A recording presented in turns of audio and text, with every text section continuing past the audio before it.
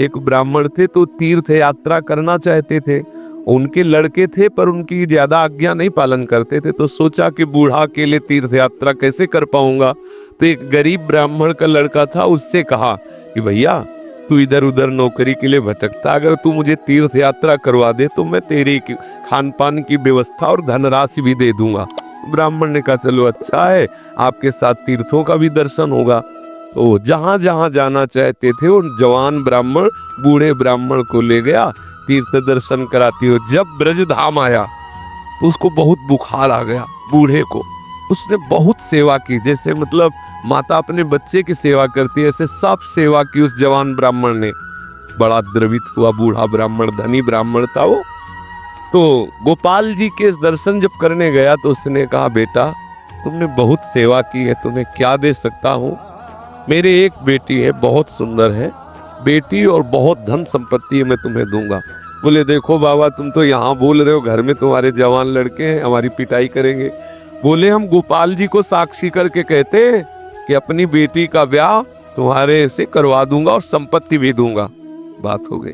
तीर्थ यात्रा करवा के जब घर पहुंचा तो बूढ़े की हिम्मत नहीं कि बात कर सके लड़कों के सामने, क्योंकि बेचारा गरीब ब्राह्मण का लड़का। महीना भर सोचता रहा कि कभी न कभी तो सूचना दे, वो तो सूचना नहीं। तो घर गया उनके और बोला देखो बाबा आपने कहा था कि तुम्हारा, तो लड़कों ने धक्का लगाया और 2-4 थप्पड़ लगाए कि तेरी सामर्थ्य क्या है कि तू मेरी बहन से ब्याह करने की बात सोच सके। बोले नहीं बाबा ने कहा था। अब लड़कों की वो स्वरूप देख करके बाबा बदल गए। उनका हमें नहीं याद है कि हमने कुछ कहा था।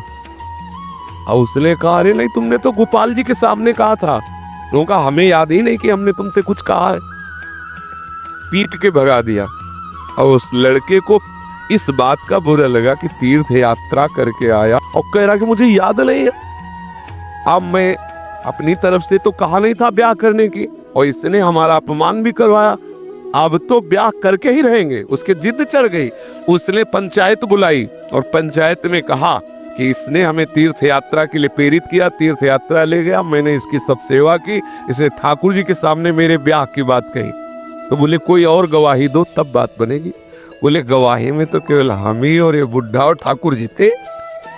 तो बोले अब भाई गवाही तो दो में क्या, तुम जो कह रहे हो कि इन्होंने कहा वो कह रहे नहीं कहा, तो तीसरा चाहिए। जो तीसरे में तो ठाकुर जी थे। तो बोले अगर गवाही दे दें तो ब्याह हम जबरदस्ती करवा देंगे। पंचायत पहले लगती थी गांव में, जैसे होता है ना न्यायालय, तो छोटा मोटा न्यायालय समझो गांव का। पंच लोग जो निर्णय कर देते थे फिर वही होता था। तो बुढ़े से कहा तो बुढ़ा राजी हो गया, क्योंकि उसे पता था गोपाल जी थोड़ी आएंगे।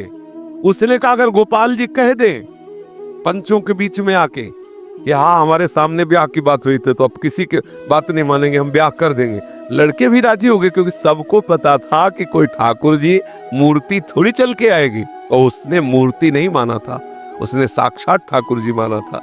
आया वृंदावन, अब दरवाजा बंद थे, खटखटाया, क्योंकि उसके लिए मूर्ति थोड़ी है। और कहा सुनो गोपाल जी, हम तुमसे ये पूछने आए कि वो जो वृद्ध ब्राह्मण था उसने कहा था कि नहीं तुम्हारे सामने ब्याह की बात।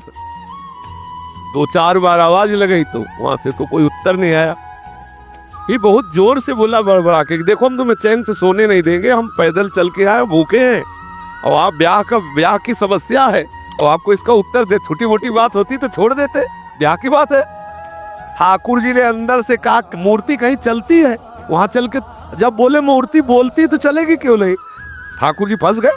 ठाकुर जी ने अंदर से कहा कि कहीं मूर्ति वहां जाके थोड़ी उड़ीसा में वहां जाके साक्षी थोड़ी देगी, मूर्ति चलती थोड़ी है। बोले महाराज जब मूर्ति बोलती है तो चलेगी क्यों नहीं।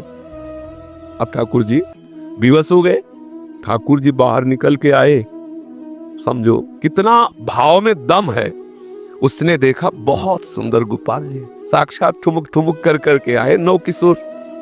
बोले देखो चलने के लिए तुम्हारे भाव के कारण राजी तो है, लेकिन भोग राग की व्यवस्था, क्योंकि हम वृंदावन के ठाकुर, हमें तो चक माल चाहिए, हमको चना चवेना में तो रुकने वाले हैं नहीं, रबड़ी गुलाब जामुन ये सब चक चाहिए।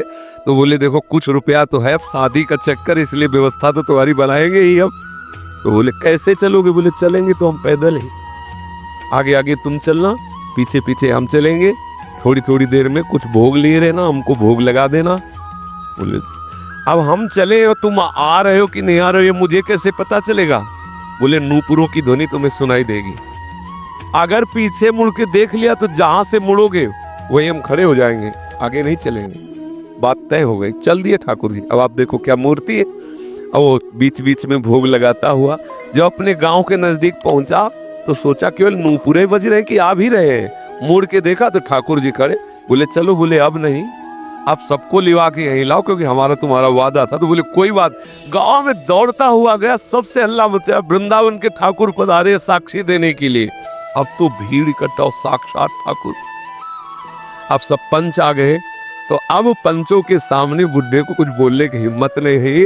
ठाकुर जी ने सबके सामने उस भक्त की वचन रक्षा के लिए बोले और कहा हमारे सामने का ब्याह हुआ। अब आप सोचो, अगर ये कोई बात सतयुग की नहीं है, ये बात सतयुग की नहीं है, ये कलयुग की ही बात है।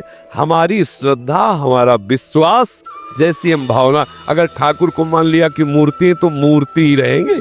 अगर मान लिया कि हम भले नहीं समझ पा रहे लेकिन हमारे ठाकुर है तो एक दिन वो समझा देंगे कि वो ठाकुर है। जो छवि हम देख रहे हैं, राधा बाबा के पास भी ऐसी छवि थी। तो राधा बाबा से ठाकुर जी बात करते थे, ठाकुर जी मुस्कुराते थे और हमारे सामने छवि, क्योंकि हम उन्हें फोटो मानते हैं। कभी फोटो और ये बात ना माने कि मूर्ति वो साक्षात है, ऐसी भावना करे तो अनुभव में आने लगेगा कि ठाकुर साक्षात है।